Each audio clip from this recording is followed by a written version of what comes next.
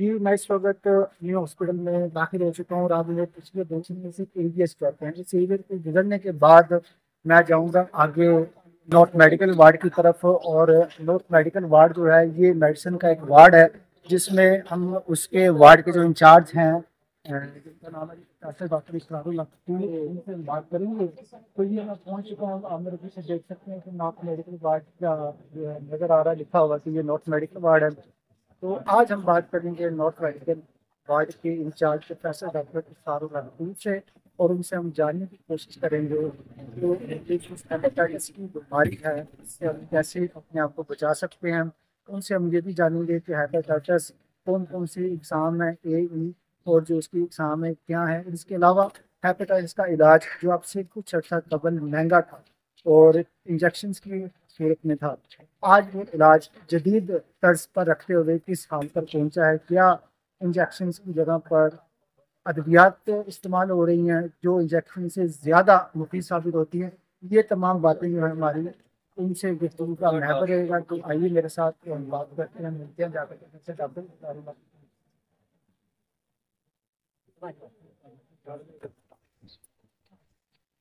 तो मैं इस वक्त जा रहा हूँ प्रोफेसर साहब सब निकलने। सर, क्या हाल है?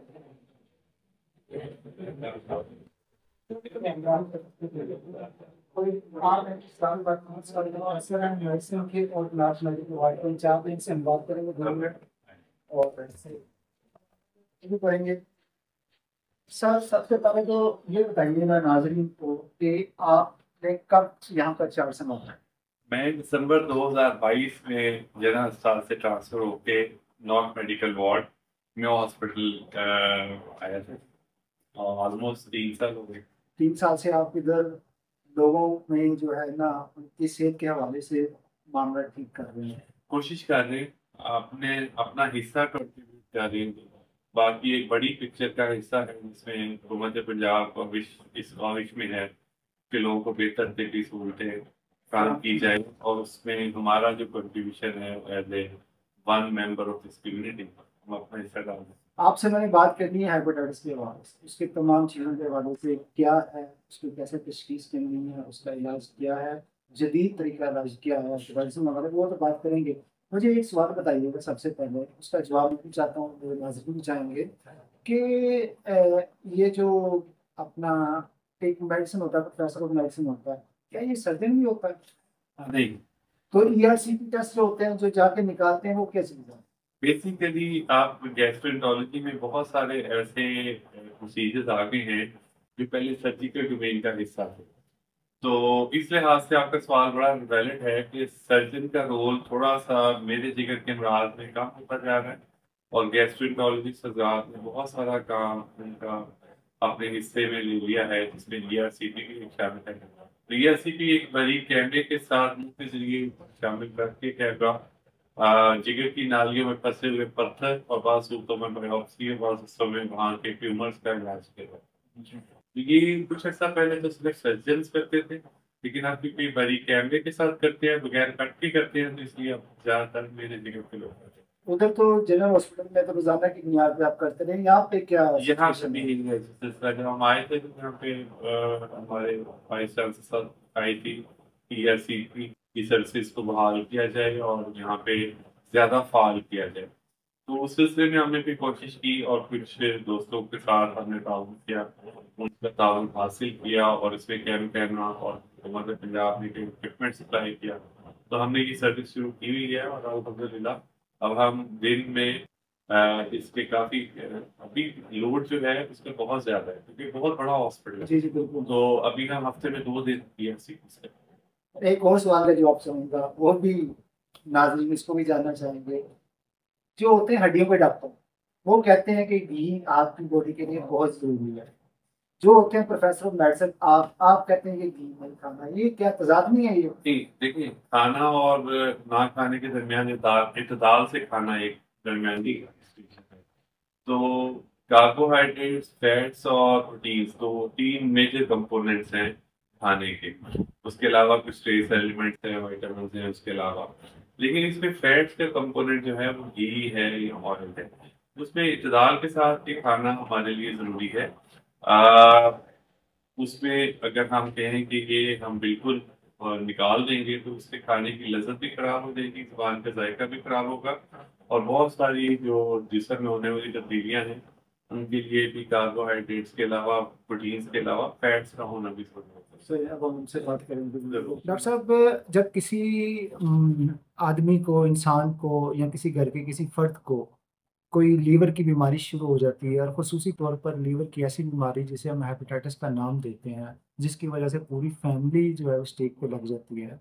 तो ये लीवर कैसे इन बीमारियों को अपने अंदर घेर लेता है? कैसे ये बीमारियाँ शुरू होती हैं?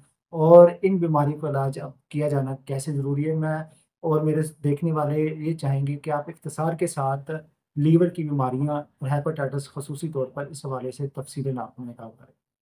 देखिए, जिगर एक इंतहाई अहम जिस्म का अज़ा है और इस अज़ू को जब कोई बीमारी लाहक होती है तो वो हमारा जिस्म मुतासिर होता है। जी। वाइटल ऑर्गन इसको कहा जाता है, वाइटल ऑर्गन इसलिए कहा जाता है कि इसके बगैर ज़िंदगी का वजूद नामुमकिन। मुमकिन नहीं है। जिस मर्ज़ में कोई शख्स मुब्तला हो जाए, चाहे वो नज़ला ज़ुकाम हो, चाहे वो कैंसर हो, अगर वो वाहिद कफ़ील है घर का, तो उसके ज़ेर असर जो सारे लोग हैं, वो भी डायरेक्टली या इनडायरेक्टली इफ़ेक्ट होने लग जाते हैं। तो जिगर जब बीमार होता है और उसके साथ सीरियस नौइयत की कोई बीमारी जिसको हेपेटाइटिस कहते हैं, इस तरह का कोई मर्ज़ होता है, तो लामहला उसके माशरती, मुआशी और उसके सारे समाजी मसाइल भी बहुत ज़्यादा उसके साथ मुंसलिक हैं। बिल्कुल। क्योंकि वाहिद कफ़ील होने की वजह से उसके बच्चों की एजुकेशन मुतासिर हो सकती है, जी, जी, उसके जी। इलाज मुआवजे के जो मामलात हैं, उसकी वजह से उसके फाइनेंशियल एस्पेक्ट ख़राब हो सकते हैं, जी। उसका मिलना-मिलाना माशरे में वो मुतासिर हो सकता है। तो ये सारी चीज़ें हैं जिसके साथ अगर वो एक शख्स मुतासिर है, उसका एक अहम जिस्म का अज़ा मुतासिर है, तो वो उसके साथ उसकी ज़िंदगी मुतासिर हो सकती है। जी। तो ये एक ओवरऑल समाजी मसला भी है।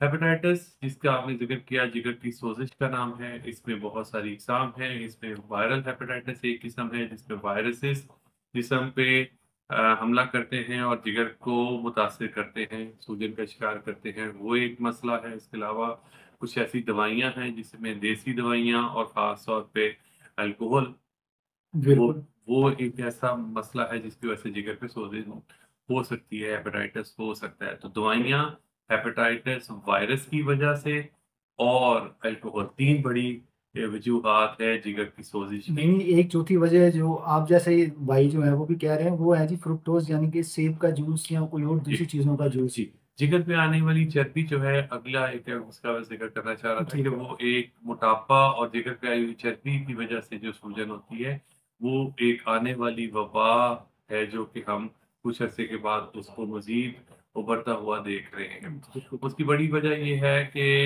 हमारे मुआशरे में इनएक्टिव लाइफ़स्टाइल और मोटापा बहुत शिद्दत इख्तियार कर रहा है, ये मसला उसकी वजह से जिगर जो है वो उस पे आने वाली चर्बी जिगर के फेल को मुतासिर कर रही है, उसी तरह से जिस तरह के वायरस करते हैं। तो वायरल हेपेटाइटिस जिसको आज हम मौज़ूए बहस बस बना रखेंगे रहे जी, हैं, बिल्कुल। उसमें बहुत सारी अक़साम है जिसमें ए और ई का वायरस है जिसे पीला यरकान कहते हैं। पीला यरकान मुँह के ज़रिए जिस्म में दाखिल होता है और जिगर पे सूजन करता है, 4 से 6 हफ्ते जिस्म में रहता है, उस दौरान आँखें पीली होती हैं, उल्टियाँ आती हैं, पतले पखाने बाद सूतों में आते हैं, बाद सूतों में बुखार होता है, भूख की कमी हो जाती है, आँखें पीली होने के अलावा पेशाब का रंग बदल जाता है, दर्द हो जाता है और 4 से 6 हफ्ते के बाद आमतौर पे बगैर किसी बहुत ज़्यादा सीरियस इलनेस के वो जिस्म से निकल जाता है और मुकम्मल तौर पे मरीज़ सेहतयाब हो जाता है। यानी उसके कि खुदा की तरफ से आता भी है तो बाहर भी खुद चला ही चला जाता है और उसमें लंबे अरसे तक कोई असरार जिस्म पे नहीं छोड़ता। ठीक है। जिगर को मुतासिर भी नहीं करता इस लिहाज से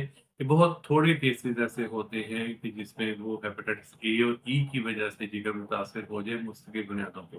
जिस तरह के हेपेटाइटिस ई जो है वो अगर प्रेग्नेंट ख़वातीन में हो जाए तो वहाँ पे 30% की ख़वातीन को ना सिर्फ़ उनकी जान को खतरा होता है बल्कि उनकी हमल के दौरान होने वाले इस हेपेटाइटिस की वजह से बाज़ औक़ात उनके होने वाले बच्चे की सेहत भी मुतासिर होती है।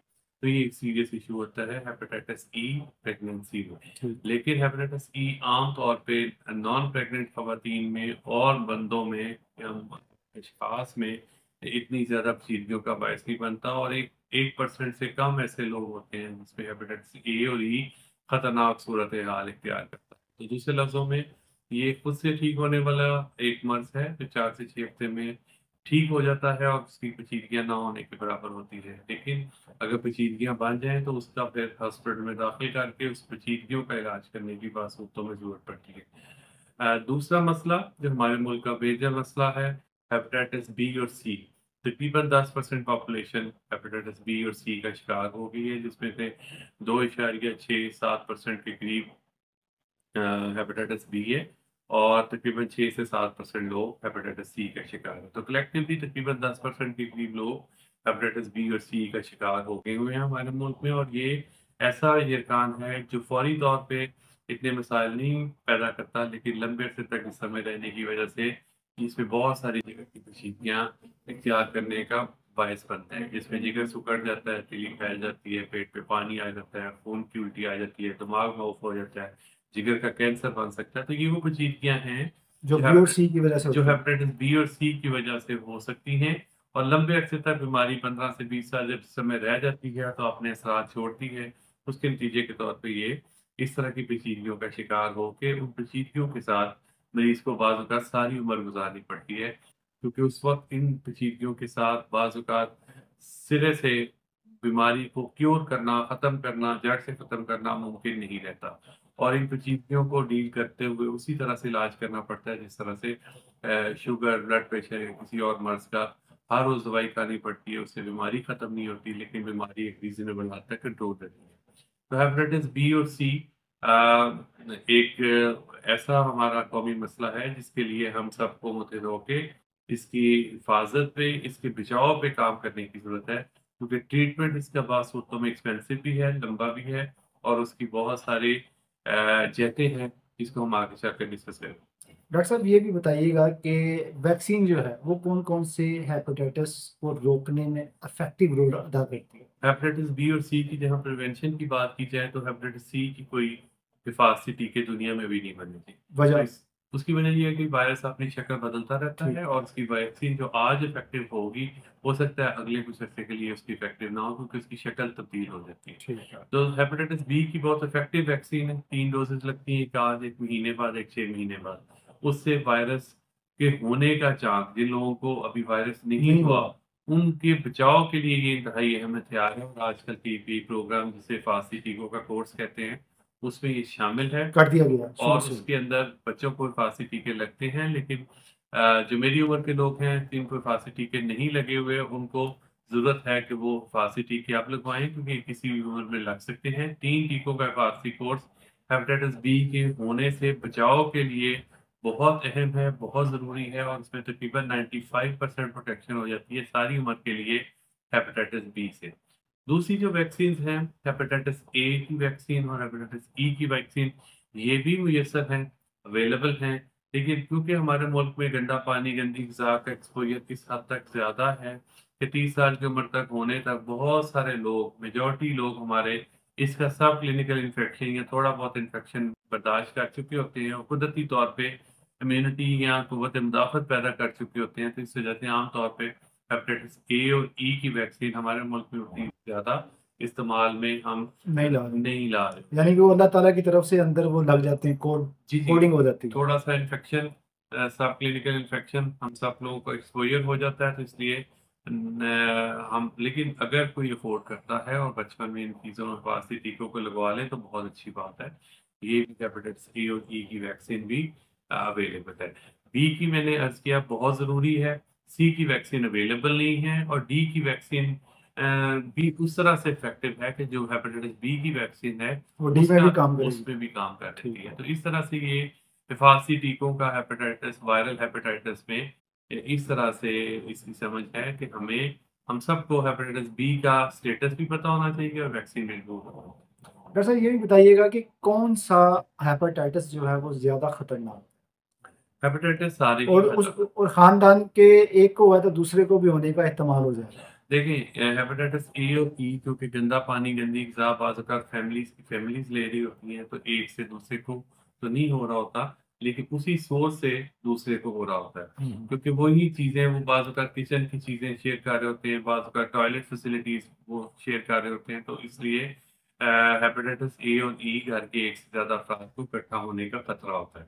हेपेटाइटिस बी और सी जिसकी उसमें खाने पीने की किसी भी चीजों से इसके ट्रांसफर होने का खतरा नहीं होता, लेकिन जो चीजें जिन चीजों से ये ट्रांसफर हो सकता है वो ब्लड एंड ब्लड प्रोडक्ट्स हैं। ठीक तो है। घर में अगर एक मरीज है तो उसका कंघी, दांतों का ब्रश, तौलिया, नेल कटर, रेजर, ज्वेलरी घर वालों से अलहदा रहनी चाहिए, ताकि इन चीजों के शेयरिंग से बाज़ औक़ात गैर महसूस तरीके से खून का एक कतरा या उस कतरे से भी कम ड्रॉप जो है एक से दूसरे को लग रहा होता है, जिसकी वजह से खतरा होता है कि जिस एक से बीमारी से एक बीमार से दूसरे को जरासीम ट्रांसफर हो जाएगा। तो इस वजह से जो मरीज है उसको अपनी चीजें अलग रखनी है, और जो सेहतमंद लोग हैं उन सबको अपनी चीजें कोशिश करनी चाहिए, पर्सनल आइटम जो हैं वो अलग रख सकें, क्योंकि हमें नहीं पता साइलेंट डिजीज है कि किसके अंदर किस तरह का जरासीम है। तो इस वजह से हम सबको जब तक ये एहसास नहीं होगा कि हमें अपनी पर्सनल हाइजीन की चीजों को अलग रखना है, और हर मरीज को इस तरह से डील करना है, हर शख्स को ऐसे डील करना है जैसे इसके अंदर एड्स का जरासीम भी हो सकता है, बी का भी हो सकता है, हेपेटाइटिस सी का भी हो सकता है, उतनी एहतियात करें ताकि हम किसी भी तरह के ऐसे जरासीम के जो कुछ ऐसे बाद डिस्कवर होने हैं उनसे भी हम बच सकें। याद रहे 89 से पहले हेपेटाइटिस सी का किसी को नहीं पता था। बिल्कुल सही। तो 89 से पहले जो ट्रांसफ्यूजन होते थे उसमें इसको चेक भी नहीं किया जाता था। तो आज भी बहुत सारे ऐसे वायरसेस होंगे जो कुछ आने वाले सालों में डिस्कवर होंगे, जिनका बाद में पता चलेगा। तो हो सकता है उनमें से कुछ ऐसे हों जो खतरनाक हों और ट्रांसफर एक से दूसरे को ब्लड के ज़रिए हो रहे हों। तो इसलिए कोशिश यही करनी चाहिए कि गैर ज़रूरी ट्रांसफर्स ब्लड की हम ना करें, गैर ज़रूरी हम पर्सनल आइटम शेयर ना करें। इसके अलावा कोशिश यही होनी चाहिए कि इंजेक्शंस अगर कभी भी लगवाने पड़े तो पहली बात ये कि ताकत के नाम पे गैर ज़रूरी इंजेक्शंस ना लगवाएँ। ड्रिप्स। ड्रिप्स जी। ना लगवाएं। अगर ज़रूरत हो तो साफ स्टरलाइज्ड इंस्ट्रूमेंट और सिरिंज पे इसरार करें और उसको इंश्योर करें। अगर कोई इंस्ट्रूमेंट की ज़रूरत है, जिस तरह डेंटिस्ट का कोई इंस्ट्रूमेंट है, कोई एंडोस्कोपी की ज़रूरत है, सर्जरी के आलात हैं, तो कोशिश करें ऐसी जगहों से करवाई जाएँ जहाँ पे स्टरलाइज़ेशन की बेसिक फैसिलिटीज़ हैं। और वहाँ पे इस चीज़ को इंश्योर किया जाए, और ये पूछना मरीज़ का भी हक है कि आपके पास स्टरलाइज़ेशन की क्या फैसिलिटी है, और उसके तहत आप लोग कितने बाखबर हैं वो सेंटर वाले इन सारी प्रिकॉशन से, और ख़ास तौर पे इन इंस्ट्रूमेंट की हिफाजत और उनकी स्टरलाइजेशन का बंदोबस्त किया। तो ये मरीज़ के राइट्स हैं, इसमें किसी को माइंड करने की, किसी को डिफेंसिव होने की भी ज़रूरत। डॉक्टर साहब, आज से कुछ अर्सा कबल बी और सी के हवाले से जो इलाज था, एक तो बड़ा महंगा था जी। और दूसरा ये था कि वो बड़ा तवील मुद्दती था। अब ये इंटरफियरोन टीके थे, टीकों की शक्ल में था। जी। अब बताइएगा कि इस हवाले से, इलाज के हवाले से आज हम किस मुकाम पे खड़े हैं, और क्या ये इलाज अब भी रवायती टीकों के ज़रिए मुमकिन है कि अब इसमें कोई नई जिद्दत आ गई है? हेपेटाइटिस बी और सी के इलाज में बहुत सारी जिद्दत आ गई है जी। आपने जिस तरह बताया, पहले ये कुछ तकलीफ था, इसके साइड इफेक्ट ज़्यादा थे, लंबा भी था। अब हेपेटाइटिस सी का ख़ास तौर पे पहले जो इलाज बासूतों में 1 साल तक जारी रहता था, अब उसे 3 महीने बासूतों में 8 हफ्ते यानी 2 महीनों से लेके 6 महीने तक मुहीत हो गया, गोलियों की सूरत में हो गया, इंजेक्शंस के बगैर है, साइड इफ़ेक्ट से मुबर्रा है, और साइड इफ़ेक्ट्स ना होने के बराबर है। तो इस हिसाब से साइड इफ़ेक्ट्स कम और हो गए हैं, उसकी वो कीमत भी कम हुई है कि कीमत कीमत उतनी भी है? कम हो गई जी। ठीक है। साइड इफ़ेक्ट्स कम हो गए हैं, दौरानिया कम हो गया है, इंजेक्शन से टैबलेट्स पे शिफ्ट हो गया है, और उसकी कॉस्ट भी कम हो गई है। और लेकिन हेपेटाइटिस बी का इलाज अभी भी बाज़ सूरतों में इंजेक्शंस ही है, और बाज़ सूरतों में टैबलेट्स भी अवेलेबल हैं। लेकिन वो सारा इलाज जो है वो आज भी बाज़ मरीज़ों को सारी उम्र के लिए 1 या 2 टैबलेट्स खानी पड़ती हैं। लेकिन उसमें भी जिद्दत ये है कि उन दवाइयों के साइड इफ़ेक्ट्स ना होने के बराबर हैं, और उसकी मॉनिटरिंग ना होने के बराबर है। लेकिन बाज़ सूरतों में इलाज का दौरानिया हेपेटाइटिस बी के लिए आज भी कई सालों पे मुफ़ीद है, और बात सूरतों में सारी उम्र है। डॉक्टर साहब, आप इस वक्त इंचार्ज हैं नॉर्थ मेडिकल वार्ड के। ये वार्ड बड़ी अहम रही है जिगर के इलाज के हवाले से। अब आपके आने के बाद यहाँ पे क्या सूरत हाल नज़र आई, और ये भी बताइएगा कि वज़ीर आला पंजाब के अहकामात की रोशनी में मरीजों को आप क्या क्या सहूलियत फराहम कर रहे हैं? देखिए, गवर्नमेंट इंस्टीट्यूशन सारे इस कोशिश में हैं कि बेस्ट पॉसिबल अपना डिलीवर कर सकें। ठीक इसमें हो। हेल्थ केयर पर्सन्स के अलावा जो भी सहूलियात किसी भी टर्शरी केयर हॉस्पिटल में होनी चाहिए, वो सारी की सारी में हॉस्पिटल में मौजूद है। स्टेट ऑफ द आर्ट एक 150 साल पुराना अस्पताल, उसमें जो इक्विपमेंट है जी, उसमें प्रोडिसिटी के साथ बेहतरी जो है वो हर इंस्टीट्यूशन अपने वसाइल के हिसाब से कर रहा है। जब मैं यहाँ पे आया था 2022 में, तो ईआरसीपीसी और साथ में एंडोस्कोपी सर्विसेज की सहूलत में बेहतरी लाने का टास्क दिया गया था। उसमें हमने अपनी कई कोशिश की है। उसमें इक्विपमेंट की बेहतरी भी अपने कुछ गैर मुल्की जो पुराने स्टूडेंट्स थे उनकी मदद से गवर्नमेंट ने हमें इक्विपमेंट दिया। उसके साथ हमने इन सर्विसेज को ना सिर्फ रिवाइव किया बल्कि एक्सपेंड किया। और अब ये है कि अल्हम्दुलिल्लाह न्यू हॉस्पिटल में ये सारे टेस्ट हो रहे हैं। और जिस तरह आपने बताया कि गवर्नमेंट की और चीफ मिनिस्टर साहिबा की और हेल्थ जो मैनेजर्स हैं, हमारे मिनिस्टर साहब हैं और उनके सारी टीम है, उन सब की काविशों से और हमारे उसमें थोड़ा बहुत जो हमारा कंट्रीब्यूशन है उसमें भी शामिल कर लें, तो बेस्ट पॉसिबल देने की हमारी ख्वाहिश भी है, कोशिश भी है। और उस पे हम सारी टीम, हमारी नॉर्थ मेडिकल वार्ड की, मेयो हॉस्पिटल की टीम शामिल है जी। डॉक्टर साहब, एक सियासी या गैर सियासी सवाल आपसे बनता है इस वक्त मेरा करना, तो वो मैं भी चाहूँगा कि उसका जवाब आप दें और खूबसूरत अंदाज में दें। तो क्या वजूहत हुई कि जब एक प्रोजेक्ट का ऐलान किया गया म्यू अस्पताल के लिए, तो वो प्रोजेक्ट म्यू अस्पताल की बजाय सर्विसेज और एलजीएच में तकसीम कर दिया गया? किस प्रोजेक्ट की बात करें? ये एंडोस्कोपी और जिगर की बीमारी के हवाले से, एक जिगर का टावर बनाने के हवाले से। जी, उसमें भी जो health manager as a whole शहर की डिस्ट्रीब्यूशन के हिसाब से देखते हैं जी कि किस अस्पताल में इंफ्रास्ट्रक्चर की किस लेवल की एनहांसमेंट की ज़रूरत है। क्योंकि ये मैंडेट उनका है, हर हॉस्पिटल अपनी आपने सोच। भी एक प्रोजेक्ट बना के दिया जी, था। जी, हमने एक से ज़्यादा प्रोजेक्ट्स बना के दिए थे। ठीक। लेकिन देखिए उसमें उन लोगों का जो विज़न है, वो हमसे ज़्यादा ब्रॉडन होता है। तो ठीक है। हमने तो अपने कहीं कोशिश की कि हमारे इक्विपमेंट को स्टेट ऑफ द आर्ट किया जाए। लेकिन जो उनकी जो लोकेशन के हिसाब से या एक्सपर्टीज़ के हिसाब से किसी दूसरे हॉस्पिटल में अगर इक्विपमेंट की सप्लाई की बारी इस दफ़ा उनकी आई है, तो अगली दफ़ा शायद हमारी आ जाए। तो ओवरऑल लाहौर शहर की या इस रीजन की जो एलिंग कम्युनिटी है, जो अवाम है, उसका बेनिफिट होना चाहिए। हॉस्पिटल से इतना मैटर नहीं करता जी, फैसिलिटी गवर्नमेंट पे लेवल पे अवेलेबल होनी चाहिए। बिल्कुल ठीक बात है। और उसके साथ लाहौर शहर में हो जाए तो बहुत अच्छा है, क्योंकि लाहौर एक बड़ा शहर है। तो इस हिसाब से लाहौर में इतना डिस्टेंस नहीं है कि एक हॉस्पिटल में अगर है तो दूसरे में कुछ ऐसे बात डेवलप हो जाए। बड़ा खूबसूरत जवाब आपने दिया। अच्छा, मेरे channel health wellness with Mudassar Kabir के साथ में आप नाजरीन को क्या पैगाम देना चाहेंगे? मतलब भाई इसमें दो ही चीज़ें थी। एक तो ये कि हेपेटाइटिस के सिलसिले में कुछ आगाही की कमी है, उस आगाही के सिलसिले में आपका चैनल भी अपना कंट्रीब्यूट कर रहा है। तो सबसे पहले सबसे ज़रूरी तो ये है कि अपना हेपेटाइटिस का स्टेटस ज़रूर पता करें। ठीक उसके है। लिए हेपेटाइटिस बी और सी का टेस्ट होता है, इब्तदाई टेस्ट, वो हर जगह सरकारी गवर्नमेंट हॉस्पिटल्स के अलावा हर जगह पे अवेलेबल भी है।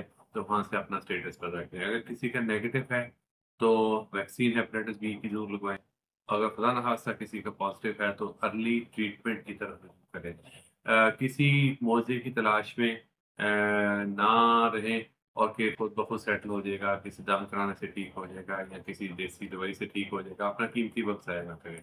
क्योंकि इब्तदाई स्टेज पे इसकी कामयाबी इलाज की बहुत ज़्यादा है। ज़मानत है। वो जीत-कियाँ ना होने के बराबर है। लेकिन बिल्कुल। जैसे-जैसे बीमारी पुरानी हो जाती है, उसमें पेचीदगियाँ भी बढ़ जाती हैं, कामयाबी भी कम हो जाती है, बीमारी के जड़ से खत्म होने का चांस भी कम हो जाता है। इसलिए ज़रूरी है बतौर सोसाइटी हम Pakistan society of gastroenterology endoscopy के मैं ऑफिस बेयरर हूँ, तो उसके प्लेटफ़ॉर्म से भी हम यही एडवोकेट कर रहे होते हैं कि अर्ली डिटेक्शन, अर्ली ट्रीटमेंट और अवेयरनेस, कि हर कोई अपना स्टेटस ज़रूर पता करें। आपने अगर किसी के घर में एक पेशेंट है तो घर के सारे लोगों को चेक करवाएँ। अगर नहीं पता तो अपना सबसे पहले पता करें, और अगर फांसी टीकों का स्टेटस नहीं पता तो उसका भी ज़रूरी टेस्ट अवेलेबल है। इसकी वजह से फांसी टीकों का भी पता चल सकता है कि असर बना हुआ है कि नहीं बना हुआ। प्रोफेसर डॉक्टर इसरार मकतूम, आपका बहुत बहुत शुक्रिया कि आपने हमें वक्त दिया और हेपेटाइटिस के हवाले से मुफीद गुफ्तगू की, जिसे नाजरीन ने सुना। थैंक यू वेरी मैं मच एक मरतबा शुक्रिया अदा सर, करूँगा थैंक यू आपका। Very much. थैंक बहुत यू, बहुत आपकी आपकी तशरीफ़ का वक्त। इस वक्त तक आपने हमारी बात सुनी होगी कि कैसे आपका फिर से और वो गुफ्तगू जो है ना हमारे साथ की, जिसे आप ज़रूर सुनिएगा और सुनकर मुझे फीडबैक ज़रूर दीजिएगा, और मेरे channel health wellness with Mudassir Kabir को ज़रूर लाइक और सब्सक्राइब कर दीजिएगा। और आपको हमारी वीडियोस कैसी लगी ये भी मुझे कमेंट्स में बताइएगा। इसी के साथ मुझे मुदस्सिर कबीर को दीजिए इजाज़त।